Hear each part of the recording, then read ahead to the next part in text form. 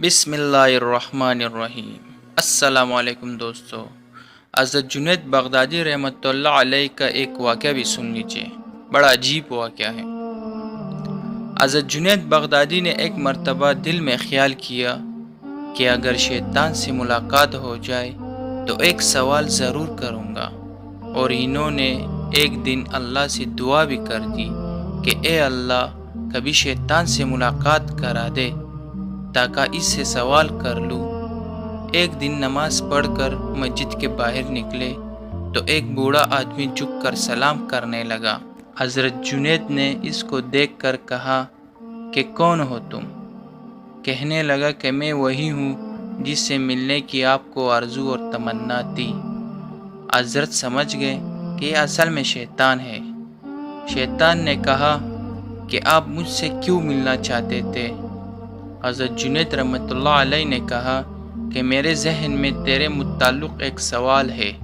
سوال یہ ہے کہ جب اللہ تعالیٰ نے تجھے حضرت آدم علیہ السلام کو سجدہ کرنے کا حکم دیا تو میرے سمجھ میں نہیں آتا کہ آخر تجھے کس چیز نے اللہ کے حکم کی تحمیل سے منع کیا؟ کیوں تو نے سجدہ نہیں کیا؟ کیا اللہ کی عظمت کو نہیں جانتا تھا؟ ارے تجھے اللہ کی مغفرت حاصل تھی، اللہ تعالیٰ کی عظمتوں اور جلالوں سے تو واقف تھا۔ اس قدر اللہ کی قربت رکھنے کے باوجود جب اللہ نے تجھے حکم دیا کہ آدم کو سجدہ کر تو نے آخر کیوں سجدہ نہیں کیا؟ اس پر شیطان کا بڑا عجیب جواب تھا اور سننے کے قابل ہے۔ شیطان کے جواب نے کچھ دیر کے لیے حضرت جنید بغدادی کے ہوش اڑا دیے۔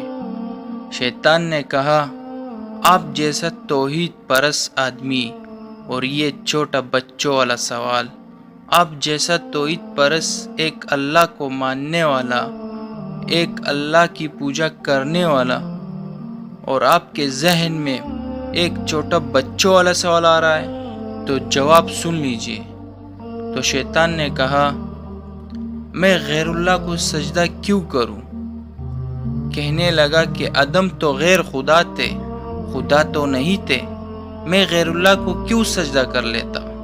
آپ جیسا توحید پرست آدمی ایسا چھوٹا سوال کرے، بڑے افسوس کی بات ہے۔ مجھے یہ بتا دے، کیا تم خدا کے سوا کسی اور کو سجدہ کرو گے؟ تم کر سکتے ہو سجدہ؟ نہیں نا، تو میں کیوں کروں غیر اللہ کو سجدہ؟ اللہ کے سوا میں کیوں کروں کسی اور کا سجدہ؟ تو حضرت جنید رحمۃ اللہ علیہ کہتے ہیں کہ جب اس نے یہ بات میرے سے کہی تو مجھے لگا کہ ہاں، یہ تو ٹھیک کہہ رہا ہے، اور پھر تھوڑی دیر کے لیے مجھے ایسا معلوم ہوا کہ میرا ایمان کمزور ہو رہا ہے۔ اس لیے میں سناٹے پہ پڑ گیا، ہوش حواس باقی نہ رہا۔ میں سوچنے لگا کہ اس کو کیا جواب دے سکتا ہوں، اس لیے کہ جب وہ کہہ رہا ہے کہ تم ایک اللہ کو ماننے والے ہو اور مجھے پوچھتے ہو کہ آدم کو سجدہ کیوں نہیں کیا۔ حضرت جنید کہتے ہیں کہ میرے ذہن میں جواب نہیں آیا۔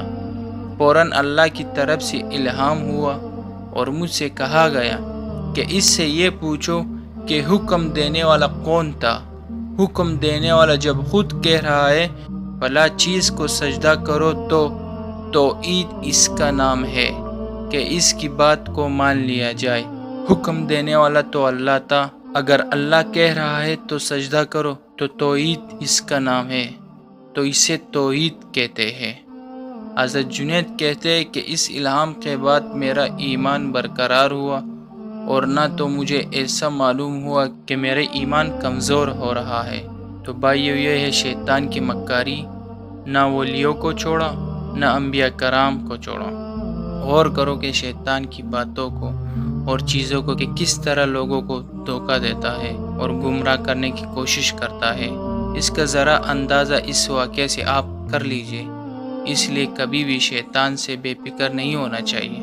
شیطان کی عیاری و مکاری سے بے بسا اوقات انسان بے ایمان بھی ہو جاتا ہے، لیکن اسے خبر نہیں رہتی کہ میں بے ایمان ہو گیا ہوں۔ شیطان کفر کو مزین کر دیتا ہے۔